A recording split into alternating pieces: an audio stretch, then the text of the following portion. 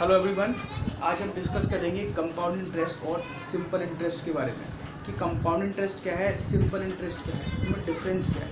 तो देखिए, इंटरेस्ट हमें बेसिकली अभी टू टाइप्स के पढ़ने हैं, एक कंपाउंड इंटरेस्ट और एक सिंपल इंटरेस्ट। तो जैसे कि मैं यहाँ लिख देता हूँ सिंपल इंटरेस्ट और ये है यहाँ लिख देता हूँ मैं कंपाउंड इंटरेस्ट। ठीक है, तो सिंपल इंटरेस्ट और कंपाउंड इंटरेस्ट से भी पहले हम ये जान लेते हैं कि इंटरेस्ट ही क्या है।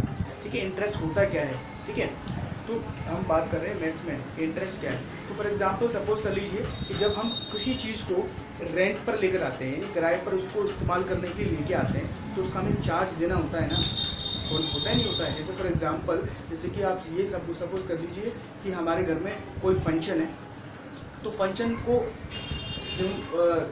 अपने घर पर ऑर्गेनाइज करते हैं, तो उसके लिए हमें बाहर से कुछ सामान लाना होता है, जैसे कि चेयर्स लेकर आते हैं, टेंट का सामान लेके आते हैं, बहुत सारी चीज़ें लेकर आते हैं। तो जब उन सामान को हम जितने भी टाइम के लिए लेकर आते हैं, तो जैसे कि फॉर एग्जांपल आप चेयर्स लेकर आए, आप चेयर वहाँ पर आप रेंट पर लेकर आए, तो चेयर लेके तो आते हैं, ऊपर हम चेयर भी वापस कराते हैं, उसको अपने यूज़ करने के बाद चेयर वापस कर देते हैं। तो क्या हम केवल चेयर ही वापस करते हैं? नहीं ना, हम तो उसको कुछ एक्स्ट्रा उसके लिए चार्ज भी देते हैं, यानी जिस टाइम के लिए हमने उसे चार्ज मीन्स उसे यूज़ किया है, तो उस टाइम तक का उसको यूज़ करने का हम उसे चार्ज भी देते हैं। यानी हम लेके तो आते हैं क्या, केवल लेते हैं चेयर्स, और जब उसको वापस रिटर्न करने जाते हैं तो रिटर्न क्या करके आते हैं, उसे रिटर्न करते हैं उसकी चेयर्स प्लस उसका चार्ज। यानी ये जो इम्पोर्टेंट है, यानी हम उसे चेयर्स तो वापस करते हैं, यानी अगर हम उसे रेंट पर में कुछ लिया है तो चेयर तो वापस करेंगे, साथ में उसका चार्ज भी उसको, यानी उसे जो यूज़ करने का चार्ज भी उसे हम देते हैं। ठीक है, तो ऐसे ही होता है हमारा इंटरेस्ट। अगर हम बात करें इंटरेस्ट की, तो ऐसे ही होता है हमारा इंटरेस्ट कि फॉर एग्जांपल किसी पर्सन ने एक पर्सन है ए और ये दूसरा पर्सन है बी, यानी कि इस पर्सन ए ने इस बी से 100 रुपीज़ बोरो कर लिए। ठीक है, 100 रुपीज़ बोरो कर लिए, ₹100। ठीक है, अब जब इससे 100 रुपीज़ बोरो कर लिए, अब कुछ ऑब्वियसली जब उधार लेते हैं तो हमें कुछ टाइम के बाद उसे वापस भी करना होता है। तो अब जब ये अब इसके 100 रुपीज़ यानी जो वापस करेगा, तो केवल 100 रुपीज़ वापस नहीं करेगा, जब उसको ये 100 रुपीज़ रिटर्न करेगा, यानी रिटर्न करेगा यहाँ से, ठीक है ना, तो केवल 100 ही करेगा, ₹100 प्लस चार्ज। ये चार्ज किसका है, ये इस 100 रुपीज़ को यूज़ करने का चार्ज, कि उसने बी यानी ए ने बी के 100 रुपीज़ को यूज़ किया, जितने भी टाइम किया, 1 day 2 day 1 year 2 year 10 years 20 years whatever, जितने भी टाइम के लिए यूज़ किया, तो उसका उसे चार्ज भी देना पड़ेगा। तो ये जो चार्ज जो हम बात कर रहे हैं इस चार्ज की, ये क्या है, हमारा इंटरेस्ट। इसी को हम क्या बोलते हैं, इंटरेस्ट बोलते हैं। चार्ज यहाँ पर जो है वो हमारा इंटरेस्ट है।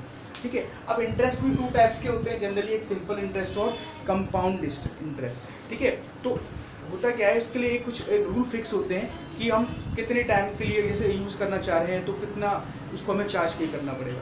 तो हम बात करते हैं अभी सिंपल इंटरेस्ट और कंपाउंड इंटरेस्ट की। तो यहाँ से अगर हम देखें कि सिंपल इंटरेस्ट और कंपाउंड इंटरेस्ट क्या है, फॉर एग्जाम्पल कि सिंपल इंटरेस्ट और कंपाउंड इंटरेस्ट, ठीक है, ये अलग अलग टू टाइप्स के इंटरेस्ट है। तो हम यहाँ से क्या करते हैं कि 100 रुपीज़ बोरो करते हैं, ₹100 यहाँ भी बोरो किए हमने सिंपल इंटरेस्ट पर, और ₹100 यहाँ भी बोरो करते हैं। ठीक है, यहाँ भी हमने ₹100 बोरो कर लिए, दोनों सिंपल इंटरेस्ट पे भी 100 रुपीज़ और कंपाउंड इंटरेस्ट पे भी 100 रुपीज़ बोरो कर लिए। ठीक है, अब जो चार्ज उसको लगाया जाता है, कि चार्ज कैसे लगाया जाता है, तो चार्ज भी लगाने का क्या होता है कि एक परसेंटेज डिसाइड कर लेते हैं कि आप जितना भी पैसा आप किसी से उधार ले रहे हैं या दे रहे हैं, ठीक है, आप बोरो कर रहे हैं, ठीक है, या लैंड कर रहे हैं, उधार दे रहे हैं या उधार ले रहे हैं, तो उसका एक चार्ज फिक्स होता है कि आप कितना चार्ज लेंगे, जिसको कहते हैं हम रेट ऑफ इंटरेस्ट। इसे हम क्या कहते हैं, रेट ऑफ इंटरेस्ट। ठीक है, तो यानी कि कितने परसेंट पर आप उसे दे रहे हैं। तो उसका फ़ायदा हमें ये मिलता है कि हमें ये सोचना नहीं पड़ता है कि भाई किससे कितना पैसा लेना है, हमने इसे अपना डिसाइड कर लिया दैट वी आर चार्जिंग 3%।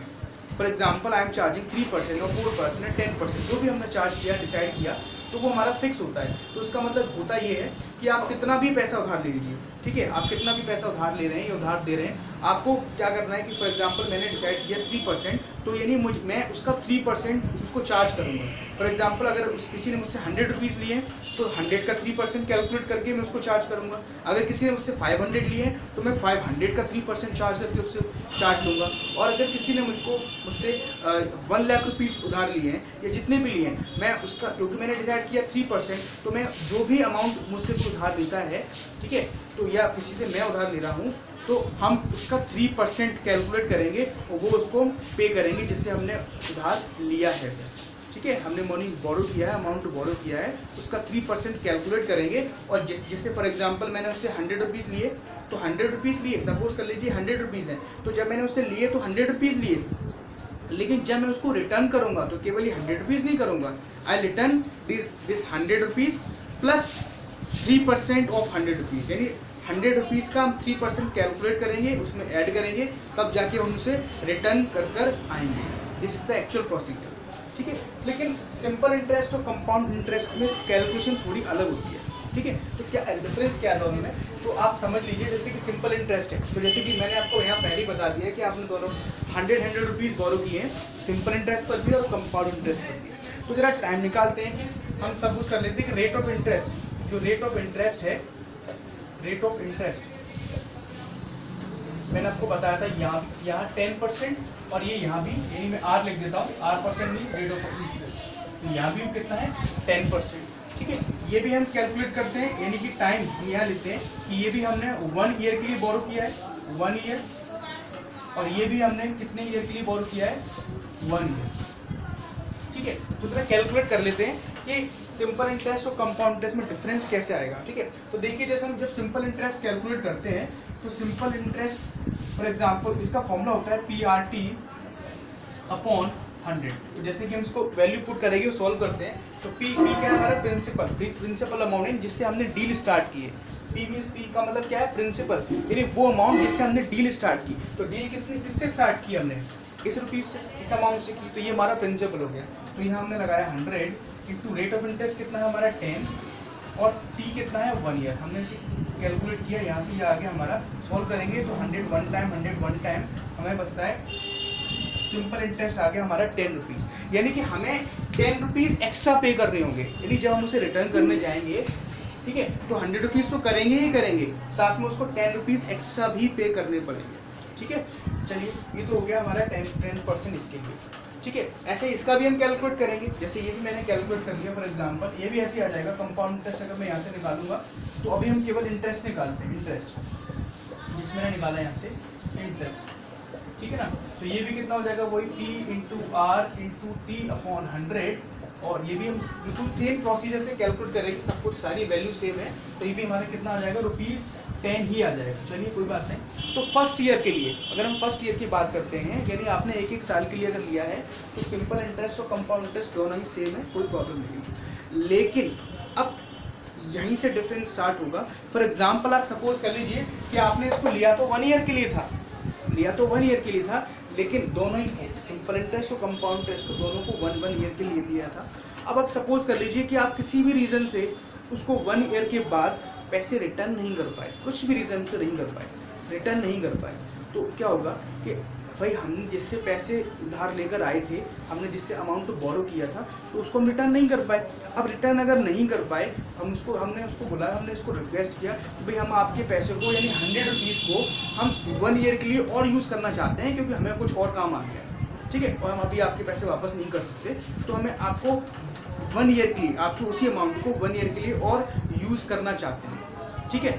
मैंने 2% से लिए थे, यानी 1% ए था, उससे तो मैंने लिया सिंपल इंटरेस्ट पर, और दूसरा पर्सन बी था, उससे मैं कंपाउंड इंटरेस्ट पर लेके आया था, यानी मैं 100 इससे लेकर आया था और 100 लेकर आया था इससे। तो जब मैं ए के पास गया, जिससे कि सिंपल इंटरेस्ट पर लेकर आया था मैं, अब थोड़ा सा समझने वाली बात है, बहुत इंपॉर्टेंट है, अगर आप समझ जाएंगे तो आपको कंपाउंड इंटरेस्ट सिंपल इंटरेस्ट का जो गेम है वो बहुत अच्छी तरह समझ आ जाएगा, ठीक है। तो जो जिससे मैं सिंपल इंटरेस्ट पर अमाउंट लेकर आया था, 100 रुपीज़ बोरो करके लाया था मैं, तो जब मैं उसके पास गया, मैंने उसको रिक्वेस्ट किया कि भाई मैं तो आपके पैसे वापस नहीं कर पा रहा हूँ और 1 ईयर के लिए और यूज़ करना चाहता हूँ, तो उसने कहा कोई बात नहीं, आप यूज़ कर सकते हैं, लेकिन रेट ऑफ इंटरेस्ट हमारा फिर से आपको एक्स्ट्रा 1 ईयर का एक्स्ट्रा चार्ज देना होगा। तो मैंने कहा ठीक है भाई, हम दे देंगे। तो जरा 1 ईयर के लिए अगर हम नेक्स्ट ईयर 1 ईयर का तो 10 रुपीज़ हो गया। बस थोड़ा सा डिफरेंस है समझना कि 1 ईयर के तो 10 रुपीज़ हो गए, अब हमें नेक्स्ट ईयर के लिए निकालना है। तो नेक्स्ट ईयर के लिए निकालेंगे तो ये तो था हमारा simple interest for first year, तो इसको मैं हटा के अब यहाँ ऐसे लिख देता हूँ, simple interest for first year.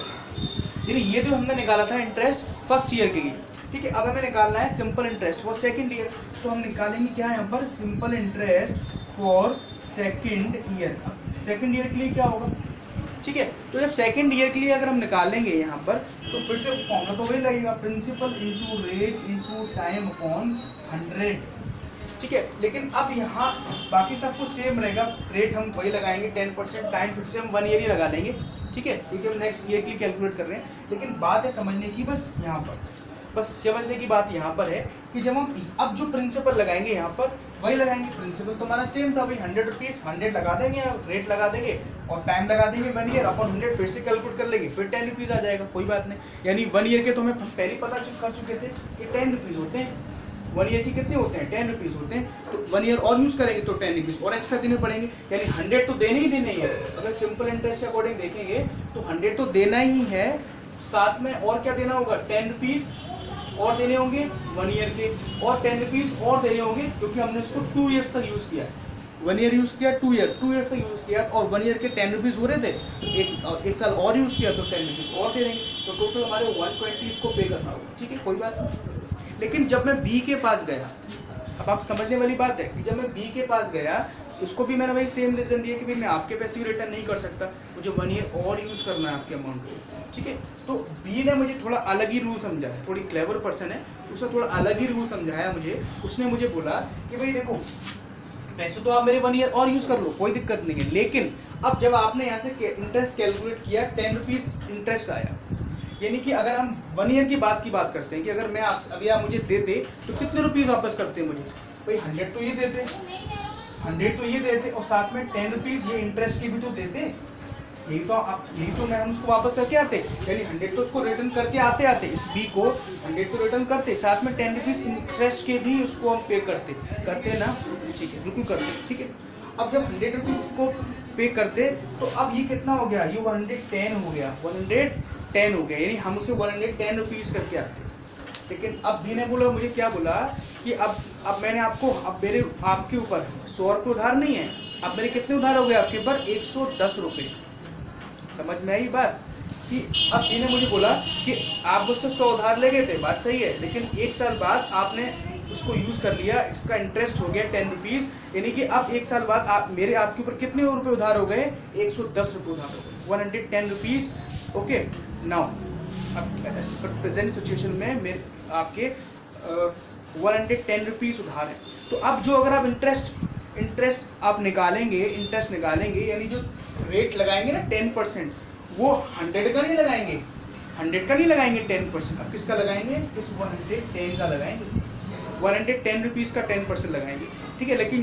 लेकिन इसने मैंने क्या बोला था, इसने कहा ठीक है भाई कोई बात नहीं, जब हम ए के पास गए थे उसने बोला कोई बात नहीं, आप इंटरेस्ट लगाएंगे 10% ही लगाएंगे, लेकिन 100 रुपीज़ का निकाल लेंगे।